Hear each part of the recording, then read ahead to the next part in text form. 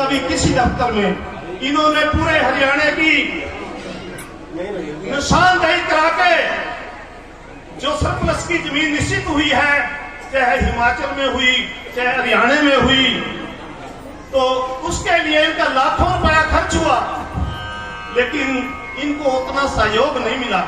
तो प्यारी साथ संगतियों, इन संत महापुरुषों का सहयोग करिए, क्योंकि आपके अधिकारों की लड़ाई संत महापुरुष लड़ रहे हैं। जितना भी संत समाज आपकी लड़ाई लड़ रहा है, चाहे धर्म की लड़ाई, चाहे मान सम्मान की लड़ाई, चाहे स्वतंत्रता की लड़ाई, चाहे भाईचारे की लड़ाई, आज पूरे देश में गुरु रविदास महाराज जी का प्रकाश हो रहा है, जिसका कारण हमारा संत समाज है। संत बरना के डेरे के संत हैं, चाहे हमारे किसी भी डेरे के संत हैं, उनकी अपार कृपा है। एक और बात मैं कहूंगा कि कुछ दिनों के बाद आपके पास जनसंख्या जनगणना करने वाले आएंगे। वो आपकी जाति भी पूछेंगे, आपका धर्म भी पूछेंगे। प्यारी साथ संगतियों, देखो हमारे संत समाज ने, हमारे बड़े महापुरुषों ने हमें आज धर्म भी दे दिया है, एक रविदासिया धर्म हमें दिया है, तो उस धर्म को ही उस कॉलम में लिखें, ना कि उस कॉलम में कोई और नाम लिखें। प्यारी साथ संगतियों, जो जाति, जो समाज अपनी जनसंख्या निश्चित कर देता है, उसको अधिकार मिलते हैं। साहब कांसीराम ने कभी तो कहा था कि जिसकी जितनी संख्या भारी उतनी उसकी हिस्सेदारी।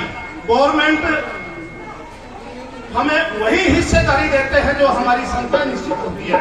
तो प्यारी साथ संगतियों, अपना धर्म जो रविदासिया धर्म लिखिए। दूसरी बात, हर गवर्नमेंट आती है, वादे करती है, लेकिन बजट में हमें वो पैसा नहीं मिलता।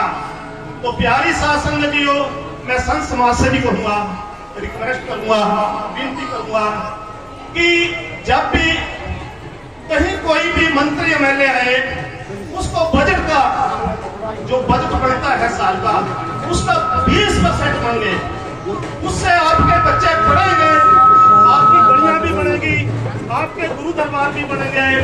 अब हर साल 3-4% बजट का हमारे समाज के ऊपर आता है, जिसको वह भी पूरा खर्च नहीं होता और उसको भी खत्म किया जाता है, जिससे हमारे पढ़ने वाले बच्चों को कोई फायदा नहीं, हमारे गरीब लोगों को कोई फायदा नहीं। तो प्यारी साथ संगतियों, अगर आपको अपने बच्चों की उन्नति करनी, अपने बच्चों को हायर एजुकेशन दिलवानी और अपने समाज का भला करना, तो बजट का 20% मांगे। अगर 20% आपके समाज के ऊपर खर्च होगा तो आपका भला होगा, आपका बच्चों का भी, आपके जीवन का भी।